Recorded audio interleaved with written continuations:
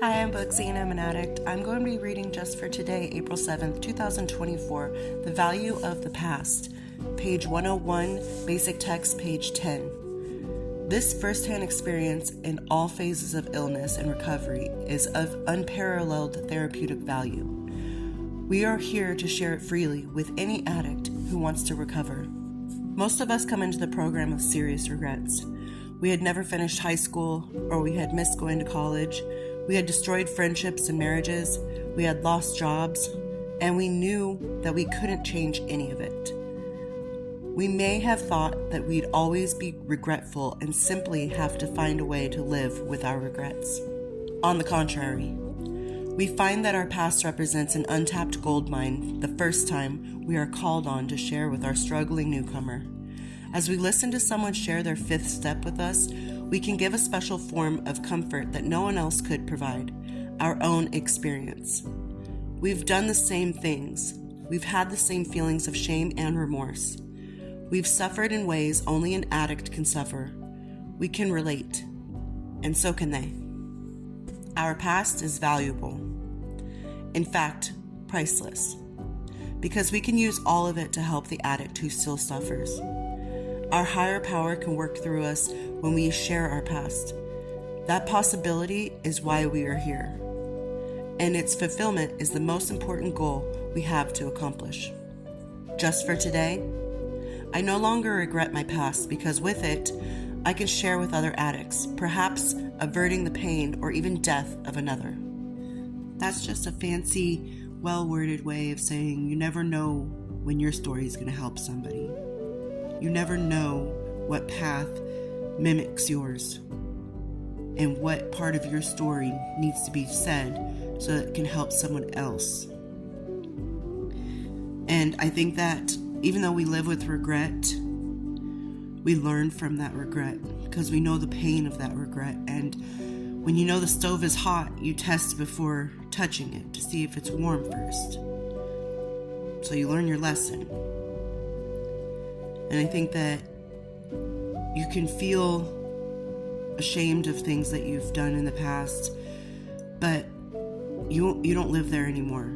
So you can't hold yourself hostage and make yourself feel bad about decisions and actions that you made in the past. I know personally, I regret every day not getting sober sooner in order to get my kids, or even get sober sooner to prevent even losing them in the first place. But that happened, and I know that time and time again in Narcotics Anonymous, my story is being told by many other people because it's also their story. So I remain sober for my children I do have, my son and my daughter, and I definitely remain sober for the off chance that one day my girls are going to look for me and find me, and I want to be 100% sober so that I can answer the questions that I know they will inevitably ask me. I know that the questions that they're going to ask me are going to be hurtful and painful and come from an angry place or a sad place or a hurt place, and I want to be 100% present in their lives and in that moment.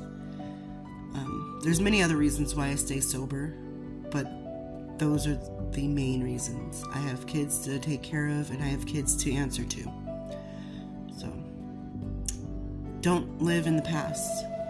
Don't let regret take over your life and bring you down, because the things that you've done, you've done already. You just need to learn not to do it ever again. And just like a parent to their child, like I'm constantly doing, I know you're a kid, but I've lived longer than you, and I know how things end up and how things work.